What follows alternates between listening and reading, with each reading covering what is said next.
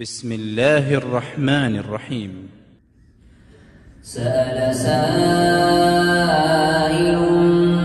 بعذاب واقع للكافرين ليس له دافع من الله ذي المعارج تعرج الملائكة والروح إليه في يوم كان مقداره 50,000 سنة فاصبر صبرا جميلا إنهم يرونه بعيدا ونراه قريبا يوم تكون السماء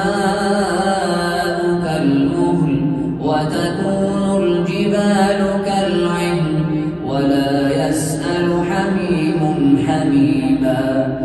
يبصرونهم يود المجرم لو يفتدي من عذاب يومئذ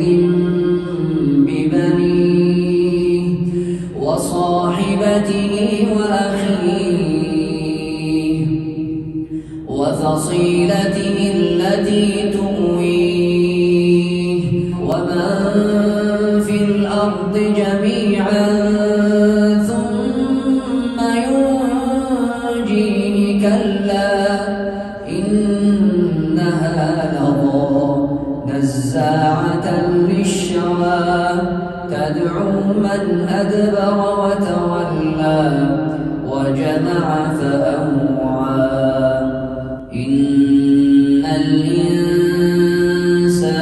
خلق هلوعا إذا مسه الشر جزوعا وإذا مسه الخير منوعا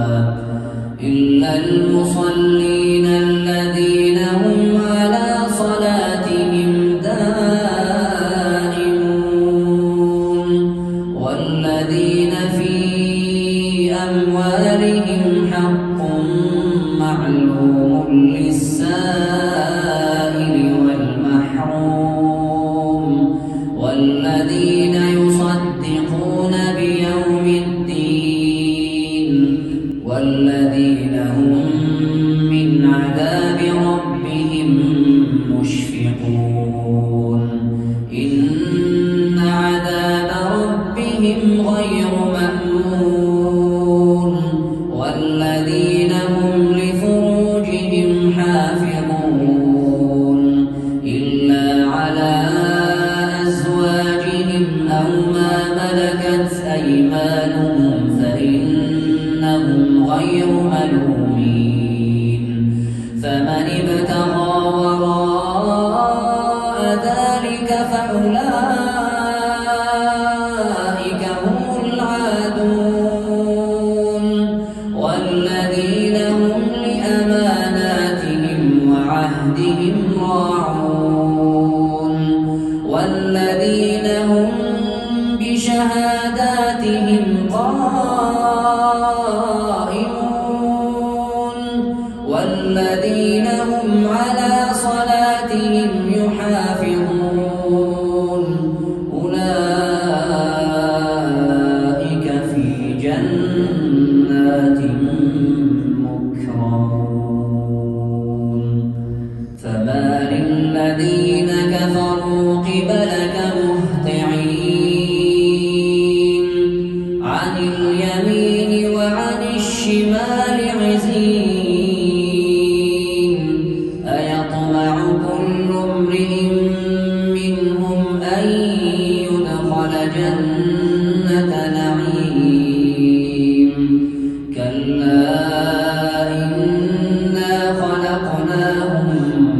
مما يعلمون فلا أقسم برب المشارق والمغارب إنا لقادرون على أن نبدل خيرا منهم وما نحن بمسبوقين